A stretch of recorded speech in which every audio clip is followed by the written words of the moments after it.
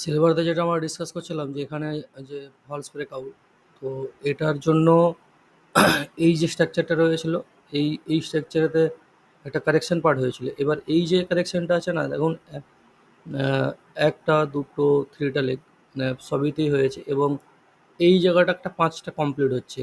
Maybe যেটা expect করেছিলাম যে এখানে অবধি আসা এসে গিয়েছে, এবং এটা প্রাইকশন করুক, তারপরে আমরা বাইরের দিকে যেতে পারবো। কিন্তু এই মুহূর্তে আমাদেরকে এখানে ওয়াচ করা ছাড়া মানে বাইরের দিকে যাওয়াটা একটা প্রবলেম ক্রিয়েট করতে পারে। আমাদের নিচের লেভেলগুলো যেটা রয়েছে, এখানে সাপোর্টগুলো রয়েছে, একটা support, second support, third support. Expect করছি যে এই যে সাপোর্টের কাছাকাছি মানে টোটাল এইটার আম, যে টোটাল এটার আমি যদি 50% কাউন্ট করি, 50% কাউন্টে ব্রেক করেছে, তো সেই হিসাবে এখানে একটু উইক হয়ে গেছে। এটা একটা উইক, মতলব সিলভারে এখন ট্রেন্ড উইক হয়ে গেল টেম্পোরালি।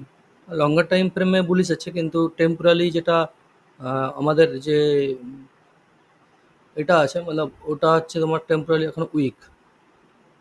তো এখান থেকে শুরুয়াত হয়েছিল, তো এখান থেকে যদি আমি 50% কাউন্ট করি, এখানে একটা 50 শেষ হয়েছে, তো এখান থেকে যদি কাউন্ট করি আমি একটা 50% আসছে ঠিক অ্যাপ্রক্স এই লেভেলটায়।